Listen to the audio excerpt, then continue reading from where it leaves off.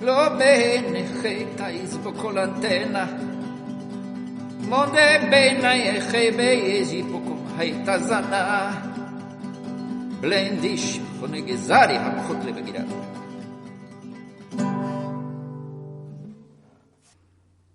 Bendito y santo de Israel, tú eres el único. Sin ti no hay nada. Todo existe por tu voluntad. Todo está sujeto a tus propósitos. Todas las cosas sirven para tu gloria. Santificado sea tu nombre. Elevado sea tu nombre. En los mundos de arriba, en los mundos de abajo. Bendito sea Hashem. Nada más bajar el sol, empieza la celebración de Hanukkah. Se enciende la primera vela. No voy a hablar de la historia de Hanukkah, pero quiero sacar algunas verdades, algunos secretos de la Torah y de la revelación del Espíritu de Hashem. Y primero vamos a leer en Génesis 28. Dice el versículo 10 en adelante: Y salió Jacob de Beersheba, y fue para Harán, y llegó a cierto lugar, y pasó la noche ahí, porque el sol se había puesto. Tomó una de las piedras del lugar, la puso de cabecera, y se acostó en aquel lugar, y tuvo un sueño. Y he aquí había una escalera apoyada en la tierra, cuyo extremo superior alcanzaba hasta el cielo. Y he aquí los ángeles de Dios subían y bajaban por ella. Y he aquí el Eterno estaba sobre ella. Hay varios midrashim que hablan de este evento. Vaikra Rabá 29:2 dice que eran los ángeles de los 4 imperios futuros que iban subiendo por la escalera para luego caer y así perder su poder sobre el pueblo judío. Otro midrash, Bereshit Rabá 68:16, dice que la escalera representaba la rampa del altar en el templo, y los ángeles eran los sacerdotes que subían y bajaban por él. El mismo midrash dice que la escalera era el monte Sinai, donde subían y bajaban Moshe y Aarón. Rashi dice que, y está basándose en Bereshit Rabá 68:12, que los ángeles que subían al cielo eran los de la tierra de Israel, que ya no podían acompañar a Jacob en el extranjero, y por eso vinieron otros ángeles en su lugar. Tenemos que tener en cuenta que el midrash está basándose en una palabra o una expresión del texto hebreo y monta una historia más o menos fantasiosa para ilustrar esa palabra o esa expresión, sin que esa historia sea necesariamente verdadera. Quiero hacer aquí una advertencia de que es importante no poner demasiada importancia a los midrashim, que Pablo llama mitos judaicos.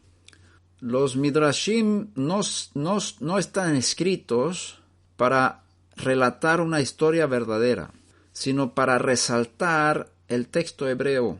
Es decir, en el texto hebreo hay giros gramaticales y palabras inusuales, incluso palabras faltantes, o letras faltantes, o letras sustituyentes, o letras dobles que no se ven en las traducciones. Y esas pequeñas diferencias, pequeños enfoques en el texto hebreo, dan pie a que se monte una historia a base de esa verdad textual. Pero esa historia no necesariamente es verdad. Podría haber sido así, pero también podría haber sido que no fue así. El propósito del Midrash no es relatar la verdad de los sucesos, sino resaltar lo particular del texto, para que se dé cuenta uno de lo que dice el texto. Entonces hay que tener cuidado con los Midrashim. El Midrash nos ayuda a recordar los giros irregulares y las expresiones particulares del texto sagrado. Pero no debemos confundir la verdad con las parábolas. Las Escrituras enseñan que nuestras oraciones hacen que los ángeles de Dios sean enviados por Él. Tenemos el ejemplo del libro de Daniel, capítulo 10, versículo 12, donde está escrito: entonces me dijo, no temas, Daniel, porque desde el primer día en que te propusiste en tu corazón entender y humillarte delante de tu Dios, fueron oídas tus palabras, y a causa de tus palabras he venido. Aquí habla un ángel. A causa de tus palabras he venido. Un ángel fue enviado por Dios por causa de la oración de Daniel. Con otras palabras, los ángeles son activados por nuestras oraciones. Jacob estaba orando por la noche. Él estaba soñando, pero posiblemente había estado orando también. Y sus oraciones activan los ángeles, pero hay más aquí detrás de este sueño. Podemos leer en Revelación 8, versículo 4, y de la mano del ángel subió ante Dios el humo del incienso con las oraciones de los santos. Esto nos enseña que los ángeles colaboran con los hombres en la intercesión. Las oraciones de los santos son llevadas por los ángeles ante la presencia divina.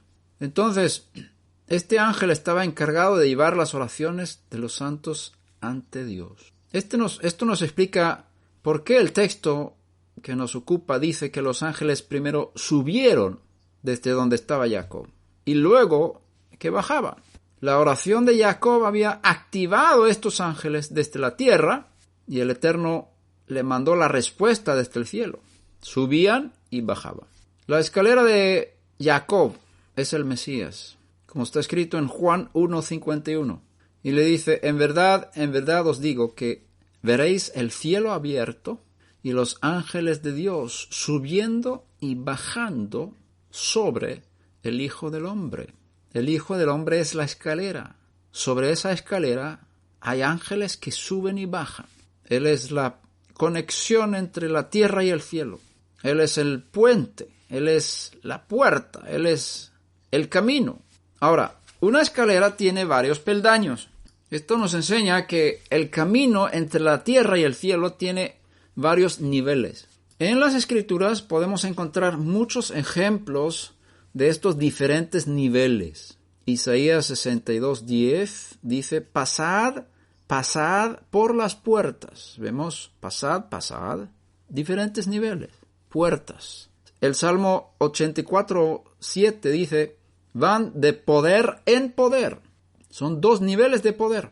Ezequiel 47, del 1 al 5, habla de 4 niveles de profundidad en las aguas que salen del templo. 4 niveles de profundidad. Juan 1:16 dice, gracia sobre gracia, niveles de gracia. Romanos 1:17 dice, por fe para fe, 2 niveles de fe. Son peldaños de fe.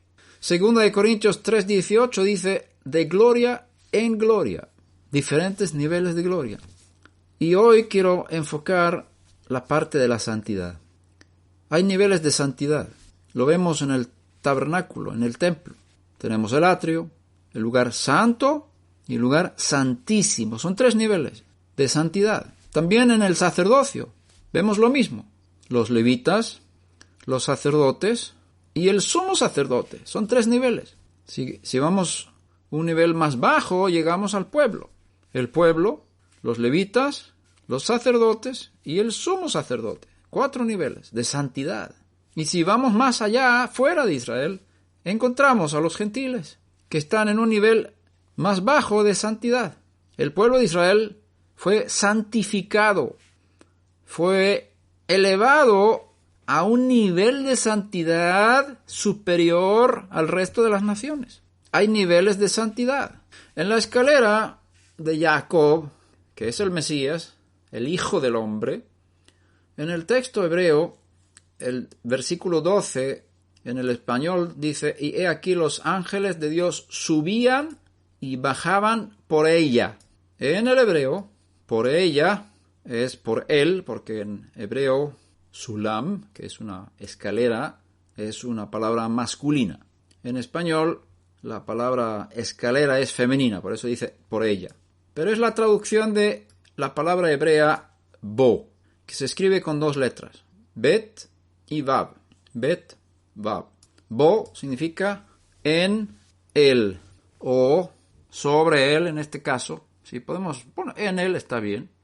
O por él, que los ángeles de Dios subían y bajaban por la escalera. Por él en hebreo. Bet, vav.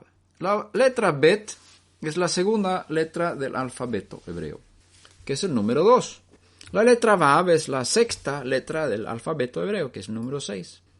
Si tú juntas las 2 letras bet y vav, que es esta palabra bo, por ella, por la escalera, tienes el número 8. El número 8 está conectado con Hanukkah. ¿Por qué? Porque encendemos 8 velas en Hanukkah. Pero tú dices, estamos encendiendo 9 velas. Es cierto, pero una de esas 9 velas es el ciervo. En Hanukkah celebramos un gran milagro. Realmente son varios milagros. Mucha gente se acuerda de un milagro que no tiene tanta importancia en los textos judíos, del aceite en el templo, que fue multiplicado en el tiempo de los macabeos, cuando reinstauraron el servicio en el culto del templo y faltaba aceite. Y encontraban solamente aceite para encender la menorá durante un día.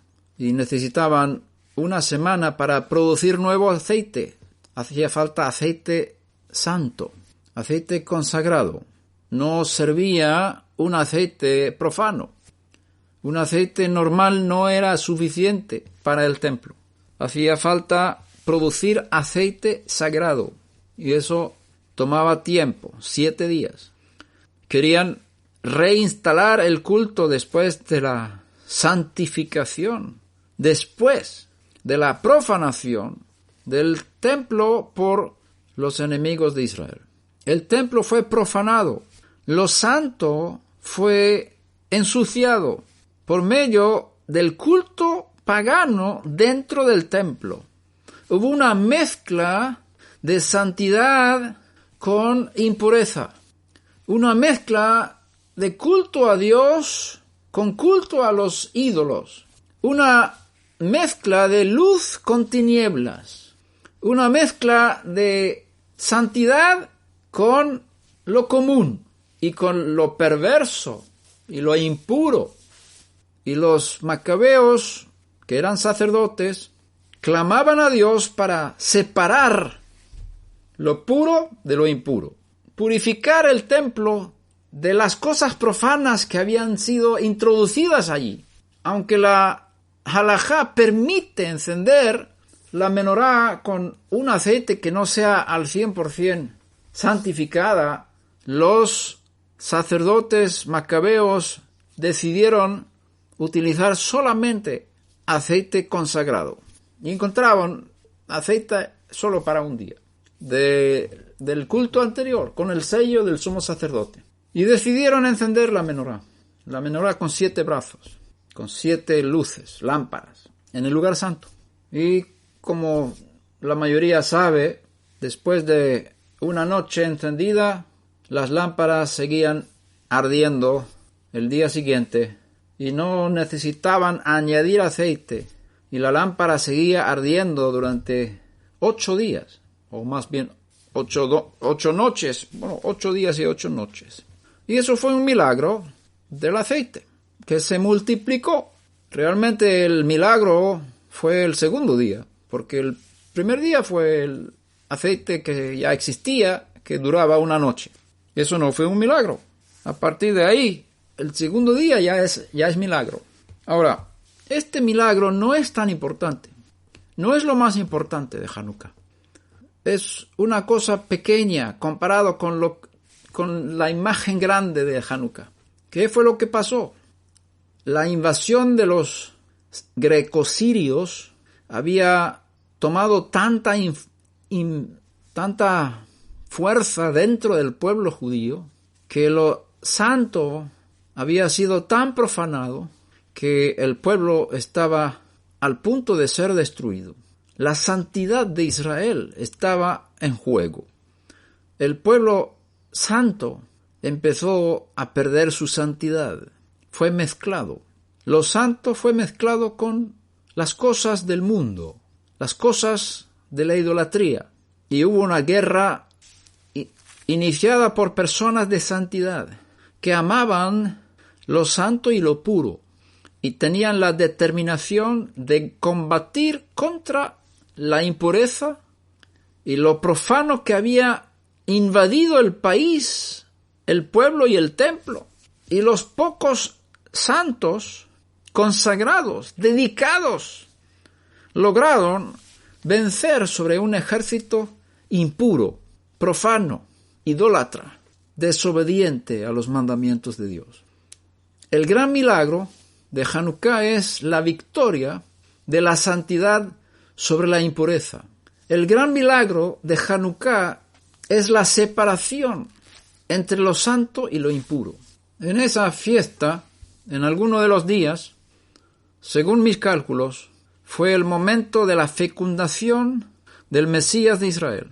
Cuando Miriam, su madre, fue fecundada por un milagro de Hashem. Por esto el santo ser que nacerá será llamado Hijo de Dios. 9 meses más tarde nace, según mis cálculos, en Rosh Hashanah, en el primer día del 7º mes. Entonces, Hanukkah es el momento de la introducción de la luz divina en forma humana en el Mesías Yeshua. La luz del mundo se introdujo durante Hanukkah. Eso fue un milagro. No hubo intervención de varón. Sin espermatozoide de varón se creó un nuevo hombre desde el viejo hombre, desde la materia de Miriam, pero hubo un soplo divino, igual como Adán había sido creado. El Eterno tomó de la tierra, sopló y creó un hombre. Ahora Él está creando un hombre igual que Adán, sin pecado. Esto fue un gran milagro. Y eso fue un hombre santo, nacido en santidad, sin mezcla de impureza. Era un ser humano totalmente kadosh, santo. Entonces en Hanukkah celebramos la victoria de la santidad sobre la impureza. Ahora, volviendo a nuestro texto. Los ángeles subían y bajaban sobre la escalera, sobre ella, o por ella. Por ella es 8. 8 son las velas de Hanukkah. No sabemos si había 8 peldaños en la escalera que soñó Jacob Avinu. Posiblemente. 8 es el número del Mesías. 8 es el número de la introducción de lo sobrenatural en el mundo natural. 8 es el mundo de la salvación. 8 es el mundo de la nueva creación. 8 es el número de la nueva semana. 7 días y el primer día es el octavo también. 8 es el nuevo inicio. 7.000 años con pecado. El octavo milenio será con nuevos cielos y nueva tierra, donde no hay injusticia, donde hay solamente justicia. Entonces, 8 es el número de la redención, de la salvación, de la nueva creación. Tenemos 8 hilos en el tzitzit. Uno de ellos es azul. Entonces, posiblemente hubo 8 peldaños en la escalera de Jacob. El texto nos invita a creer eso, porque está la palabra bo, que significa 8, que es el número 8. Los ángeles subían y bajaban bo, por ella, 8. Bueno, sea como sea, encontramos aquí diferentes niveles de santidad, diferentes niveles de poder, diferentes niveles de cercanía a Dios, porque Dios estaba arriba. La escalera estaba desde la tierra hasta el cielo. Y esto nos habla de muchas cosas. Y quiero destacar más cosas de esta visión, este sueño de Jacob Avinu. Los ángeles suben. Hay un ángel en el primer peldaño. Y ese ángel sube luego al segundo peldaño. Y luego sube al tercer peldaño. Y vamos a imaginarnos que cada uno de nosotros, los que nos hemos santificado, los que nos hemos entregado a Dios, cada uno tenemos un ángel. Dios ha dedicado uno de sus ángeles a mí específicamente, a ti específicamente. Nosotros estamos dentro de nuestro ángel. El ángel nos rodea. Un ángel no tiene cuerpo, es como una nube. Puede mostrarse como cuerpo, pero no es su forma. No necesita forma porque está en otro mundo, pero está operando en este mundo, pero no es físico. Puede mostrarse de manera más o menos física, como una nube, como humo, o como un cuerpo parecido al cuerpo humano, con ropa, con ojos, con nariz y con orejas, pero eso es una manifestación nada más de un ángel. Cuando tú piensas en un ángel, piensa en una nube, una esfera, una atmósfera que rodea a una persona.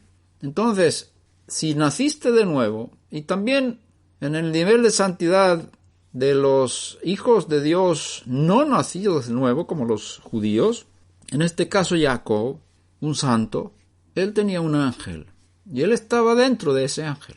Y ahora, mi ángel, vamos a decir que yo estoy viendo a mi ángel en la escalera, en el primer peldaño de abajo. Ese soy yo. El ángel me rodea, yo estoy dentro del ángel. Y de repente ese ángel sube a otro peldaño. ¿Dónde estoy yo? Yo estoy dentro de ese ángel. ¿Qué pasa conmigo? El ángel me hace subir un nivel más elevado de santidad. Me acerca a Dios. Me eleva a otro peldaño, a otro escalón de poder. Y las cosas que hemos leído van unidas. Hay relación entre santidad y poder, y gracia, y fe, y gloria, etc. Todas estas cosas que están en las Escrituras, que muestran diferentes niveles, están relacionadas. Si quieres tener poder del Espíritu, necesitas santidad.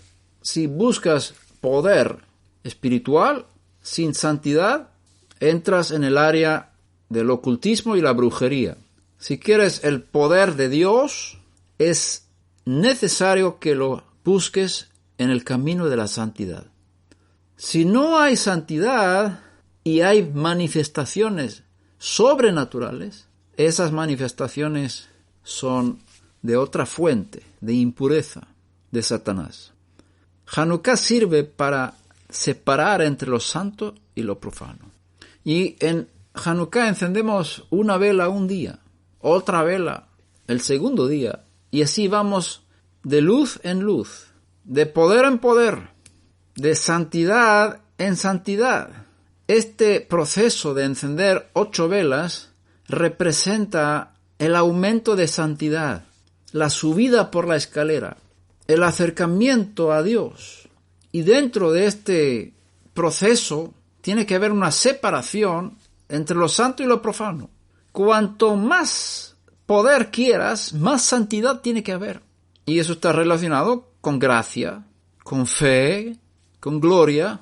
La fe tiene mucho que ver con fidelidad y la fidelidad tiene que ver con santidad. Son conceptos muy profundos y muy hermosos que no tenemos tiempo de mirar a profundidad aquí. Ahora, vamos a seguir con el pensamiento de no mezclar lo santo con lo profano. Y el propósito de esta subida, el ángel me hace subir a otro peldaño, a otro nivel de santidad, que también es otro nivel de poder, que también es otro nivel de gloria, que es otro poder de fe, otro nivel de fe, otro nivel de gracia, etc. El ángel me hace subir. Mi ángel sube a otro peldaño y yo estoy dentro de él. Y luego hay otro peldaño más que el ángel me hace subir y subir y subir en niveles más cercanos al Eterno que está arriba del todo. En este proceso de santificación hay mucho que aprender. Dios quiere un pueblo santo. Vosotros seréis santos porque yo, el Eterno, soy santo. En Génesis 38, versículos 20 al 23, habla de Judá, que había bajado de sus hermanos y se mezcló con personas no tan santas. Se casó con una mujer de un cananita, que podría ser uno de Canaán, o un mercader, según la Guimará, que la palabra Cananí significa 2 cosas. No vamos a entrar en todo eso. Lo cierto es que la esposa de Judá, dio a luz 2 hijos que fueron matados por Dios. ¿Por qué? Porque eran desagradables para él. No podían ser esa simiente santa que Dios quería desde Judá. No calificaban y no podían seguir vivos. Judá mezcló su santidad con lo profano y le fue mal. Perdió 2 hijos, perdió la esposa y luego una de las esposas, la esposa de su hijo, Tamar, que ya era viuda, fue prometida a casarse con el 3er hijo, pero Judá tenía miedo y no le dio a su hijo a Tamar. Y Tamar, en su astucia como mujer, se viste de prostituta. Ella quería tener hijos. Sus motivos eran puros, pero sus maneras no eran del todo santos, porque incitó a Judá a la fornicación.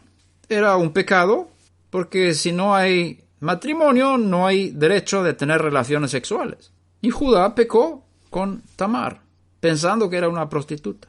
Fornicó, y de esto salió un hijo. 2 hijos. Uno de ellos es Peretz, que significa brecha. Y cuando hay pecado de impureza, hay brechas, hay rupturas en la protección divina. Cuando tú vives en santidad, estás protegido. La santidad nos protege de los ataques del enemigo.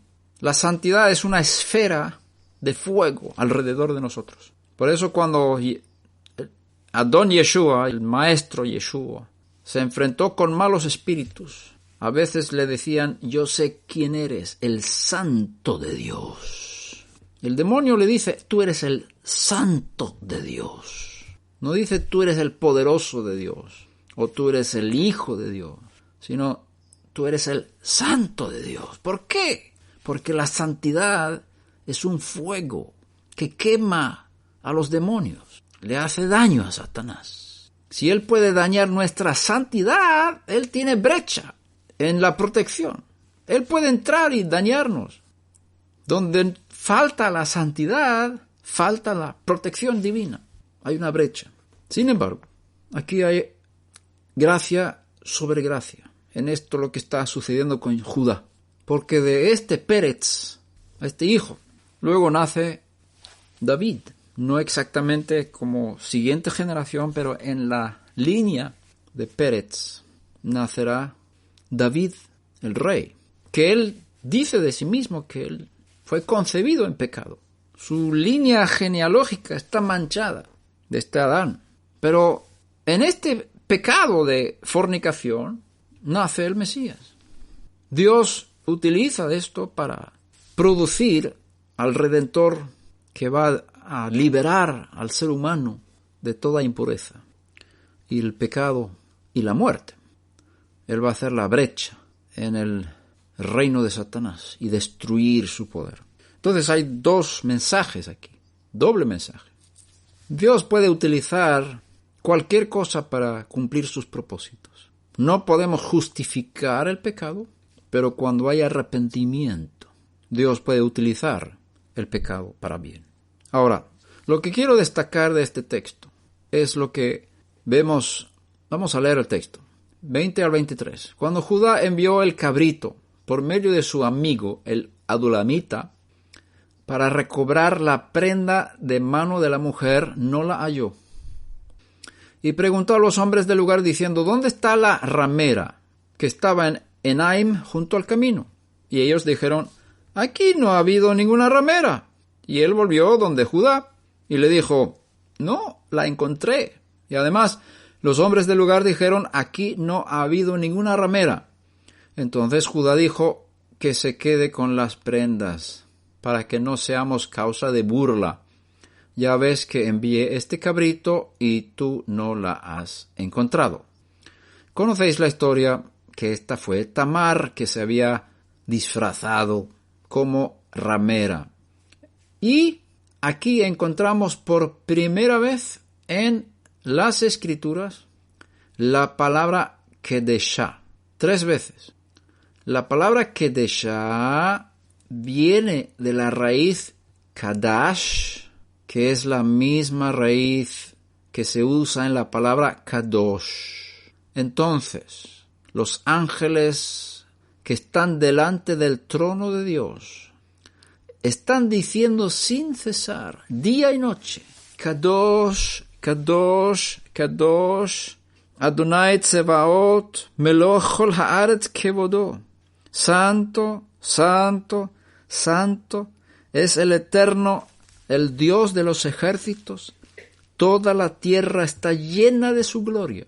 Es el canto celestial de seres santos, sin mancha, sin pecado, con lenguas solamente puras, utilizan la palabra Kadosh, Kadosh, Kadosh, para dar adoración y culto al invisible, al eterno.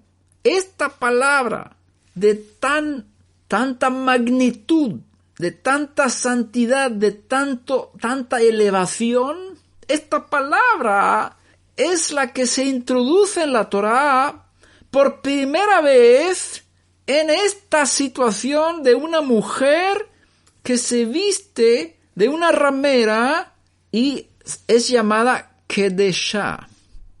Kedeshá es la palabra para una mujer que se dedica a servir a un ídolo con su servicio de prostitución. Es una ramera de culto.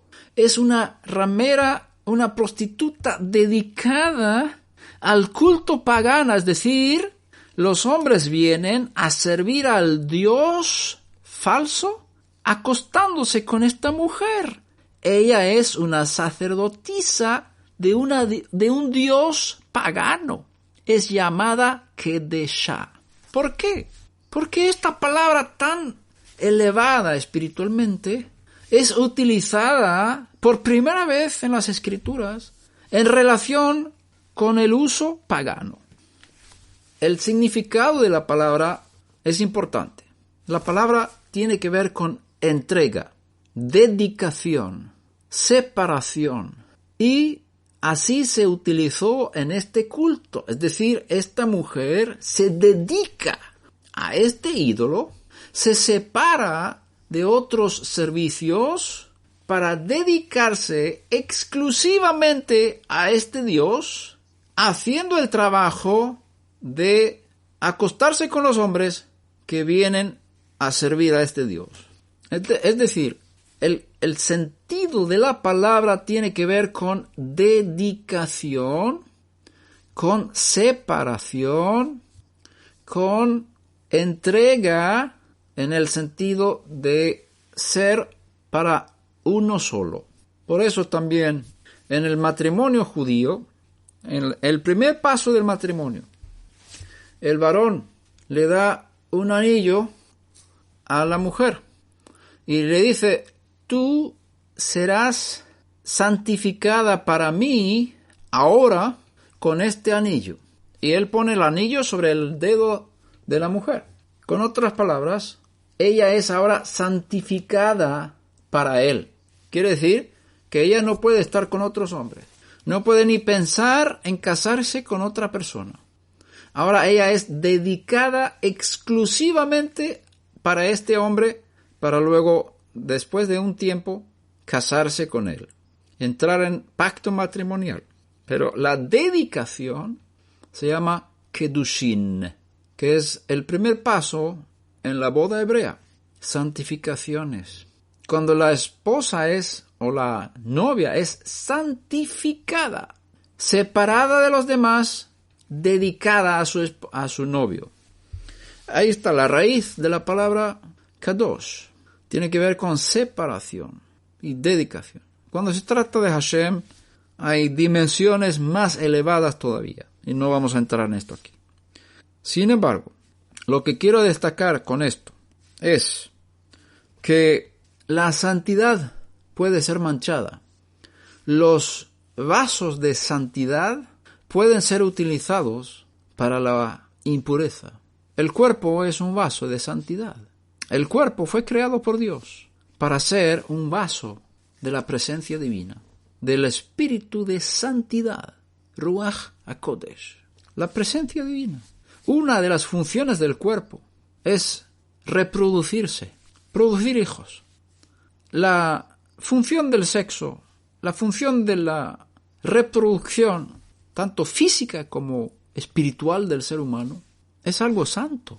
Por eso, el hombre y la mujer, cuando se unen en intimidad, cierran la puerta, apagan las luces. Lo hacen durante la noche, en secreto, en intimidad. Otros no pueden estar ahí. Cámaras no pueden filmar. Es un momento de intimidad, es un momento de santidad, es un momento de dedicación solo el uno para el otro. No pueden haber otras personas metidas ahí porque se profanaría lo santo. Si se proyecta delante de otros, es una profanación de lo santo, de esa santidad, de esa intimidad de santidad, salen nuevos seres humanos. Satanás quiere profanar lo santo.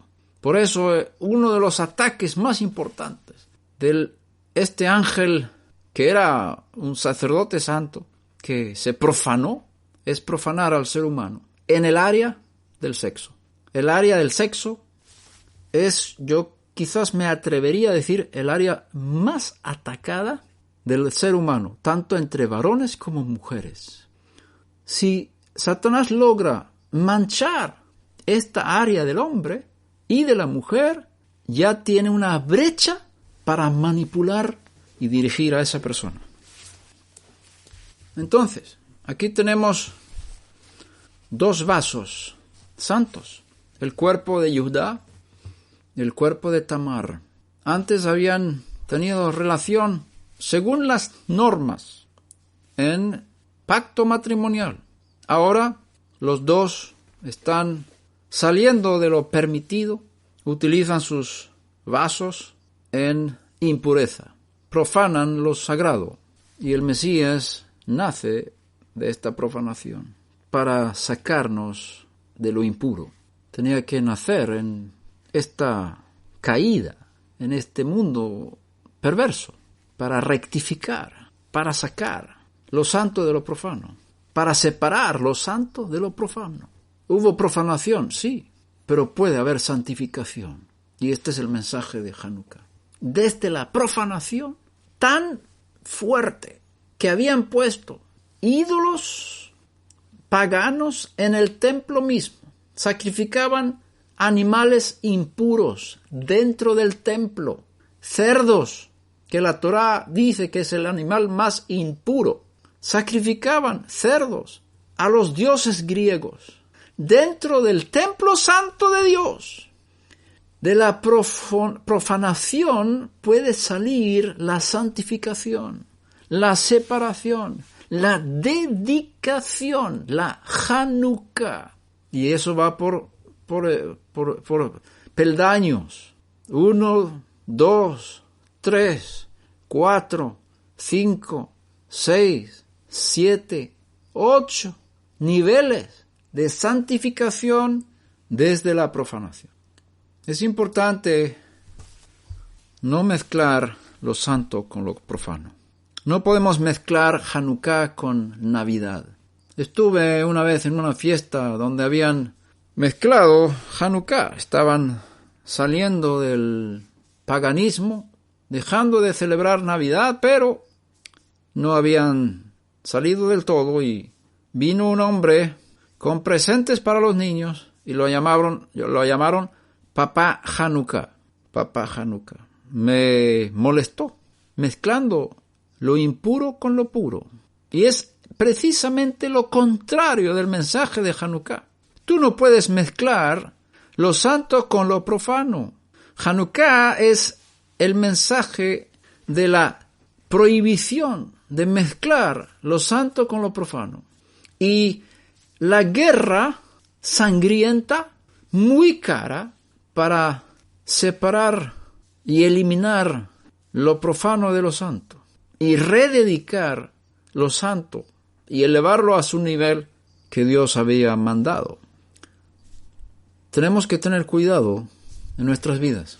No podemos ser amigos del mundo, el espíritu del mundo, la fama, el reconocimiento, la popularidad, el sexo, el saber, la riqueza, muchas otras cosas, el orgullo por las cosas, el disfrute del mundo, el disfrute sin Dios. El que ama las cosas del mundo se vuelve enemigo de Dios. No améis las cosas del mundo. No améis al mundo ni las cosas del mundo. Si ama al mundo, el amor de Dios no está en él.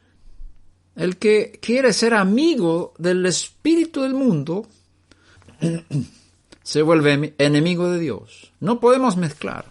No podemos aplaudir delante de Hashem, exaltar su nombre y gozarnos en las alabanzas y luego aplaudir delante de los cantantes del mundo que proclaman toda cosa de perversidad contra la palabra de Dios. Cantamos sus cantos, bailamos sus ritmos, hacemos mezclas entre lo santo y lo profano. No puede ser así. Tiene que separarse nuestras vidas. ¿Qué está entrando por nuestros ojos? ¿Qué estamos mirando en la televisión? ¿Qué música estamos escuchando? ¿Qué palabras estamos escuchando y hablando? ¿Qué amistades estamos teniendo? Separémonos de toda cosa inmunda para subir por la escalera. Ahora, en Génesis 41, 15 y 16 tenemos la situación de José, Yosef, Hatzadik, el justo, delante del faraón. Y el faraón dice: yo he tenido un sueño y no hay quien lo interprete. He oído decir de ti que oyes un sueño y lo puedes interpretar. ¿Sabes por qué Yosef podía interpretar los sueños? Porque él vivía en santidad. Cuando la mujer de Potifar quería acostarse con él, él rehusó y huyó y no quería ni mirarle ni estar con ella. Él combatió la impureza con vehemencia, con poder. Si tu ojo derecho es ocasión de caer, arráncalo y échalo de ti. Esa fue la actitud de Yosef en relación con la tentación de profanar su santidad. ¿Cuántos aquí entraron en el matrimonio como vírgenes? ¿O te manchaste sin pacto matrimonial antes? ¿Permitiste que alguien te profanara? ¿Te quitó la virginidad, tanto hombre como mujer? Y no entraste en el pacto matrimonial virgen. Benditos los que entran en el pacto matrimonial vírgenes, porque su matrimonio será elevado por encima de los demás. Hay que combatir todas estas fuerzas del mal para que nuestros hijos y nuestros nietos entren en el matrimonio siendo vírgenes. Tenemos que programarles para que no se profanen, que no se dejen engañar por las fuerzas del mal, que haya santidad en los matrimonios. Por supuesto hay perdón, pero para subir en santidad no es suficiente el perdón. El perdón no te hace subir. El perdón te quita la mancha, pero te quedas en el mismo nivel. Para subir de nivel hace falta fidelidad, victoria en las tentaciones, santidad. El ángel te ayuda. Y lo hermoso, vamos a volver al texto antes de entrar en eso. El faraón está aquí, tiene un sueño.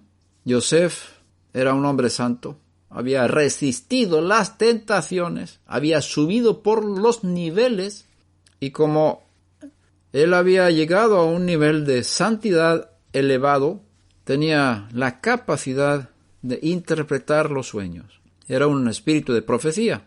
Y el faraón le cuenta: yo he tenido un sueño y no hay quien lo interprete.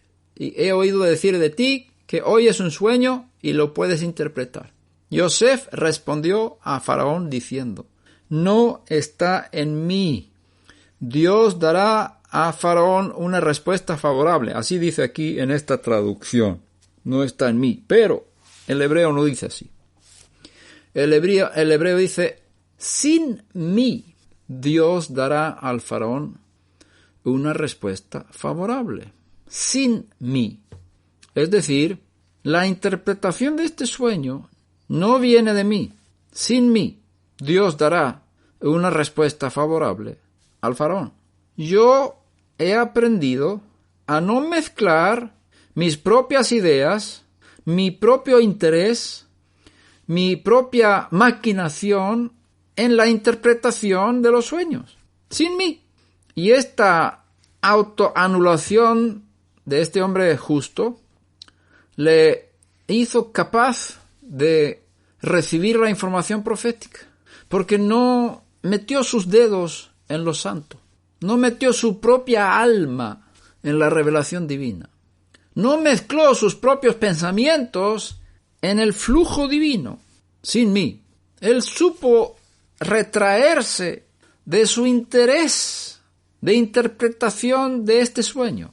Porque cuando se nos presenta un enigma, un puzzle, un reto intelectual, tenemos la tentación de cavilar con nuestros pensamientos, de intentar por nosotros mismos, con nuestra inteligencia, con nuestra maquinación, entender los mensajes divinos. Y es una tentación de nuestro interés humano. Y Yosef había aprendido a retraerse de esa parte. Yo no puedo entrar con mi capacidad humana en la revelación divina. Con esta actitud humilde de separación entre lo que es puramente santo de lo que es humano, en este caso, fue la clave para poder interpretar el sueño del faraón. Sin mí, Dios, yo ahora me pongo en cero. No meto para nada mi propia idea en este sueño, estos sueños que me estás relatando, rey faraón. Dios lo va a hacer. Él tomará la iniciativa, me hablará sin que yo me meta. Yo escucho. Soy un canal puro purificado. Y gran parte tiene que ver con su resistencia contra la impureza sexual. Si guardas tus ojos, si guardas tu cuerpo del sexo ilícito, tendrás la santidad y la capacidad de recibir información profética. La santidad en el área del sexo es necesaria para no manchar el fluir profético en la congregación. Me seréis pues santos, Levítico 20:26, porque yo el Eterno soy santo, y os he apartado de los pueblos para que seáis míos. Aquí vemos la esencia de la santidad.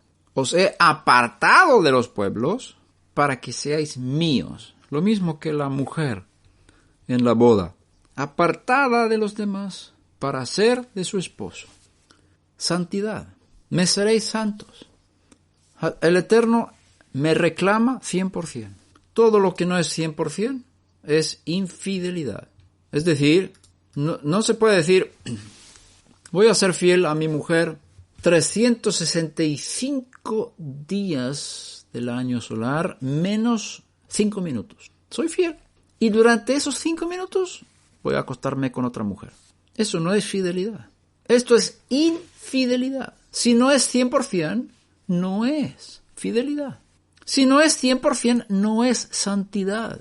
La santidad tiene que ser guardada y hay que separar lo profano de lo santo. Segunda de Corintios 6, 14 al 7:1 dice, no estéis unidos en yugo desigual con los incrédulos. Es decir, un nacido de nuevo no tiene permiso para casarse con un no nacido de nuevo. Un creyente no puede entrar en pacto matrimonial con un incrédulo. No estéis unidos en yugo desigual con los incrédulos. Y eso también, negocios, otras cosas de unión importante con ellos. Pues, ¿qué asociación tienen la justicia y la iniquidad? ¿O qué comunión la luz con las tinieblas? ¿O qué armonía tiene el Mesías con Belial, que es Satanás? ¿O qué tiene en común un creyente con un incrédulo? ¿O qué acuerdo tiene el templo de Dios con los ídolos? Porque nosotros somos el templo del Dios vivo. Como Dios dijo, habitaré en ellos y andaré entre ellos, y seré su Dios, y ellos serán mi pueblo. Por tanto, salid de en medio de ellos y apartaos, dice el Señor, y no toquéis lo inmundo, y yo os recibiré. Y yo seré para vosotros padre, y vosotros seréis para mí hijos e hijas, dice el Señor Todopoderoso. Por tanto, amados, teniendo estas promesas, limpiémonos de toda inmundicia de la carne y del espíritu, perfeccionando la santidad en el temor de Dios. ¿Sabe lo hermoso de esta idea de la escalera? Una de las cosas más hermosas es la que vemos con los peldaños más bajos. Había ángeles en todos los peldaños. Había ángeles que bajaban de arriba para abajo, de lo más santo a lo menos santo. Dios envía a sus ángeles desde los niveles más elevados a los niveles más bajos para hacernos subir. Es decir, si tú ahora mismo estás en un estado de impureza, de mezclas, también el ángel está aquí. Dios lo envía a los niveles más bajos y te acompaña y quiere ayudarte a subir. Te da la fuerza para ir separándote, encendiendo una luz y luego otra luz y luego otra luz y subir en la escalera de santidad. Y el ángel te acompaña. Lo hermoso es que Dios tiene sus ministros en todos los niveles, no solamente el más alto. No tienes que subir al 8º nivel para llegar a los ángeles. El ángel baja a donde tú estás y te acompaña aquí en tu proceso de acercamiento y de santidad y santificación. Así que no te desanimes, arrepiéntete, purifícate, sepárate, apártate de las cosas impuras, de todo lo que impurifica cualquier área de tu vida sé valiente, sé violento contigo mismo. Pide a Hashem ayuda.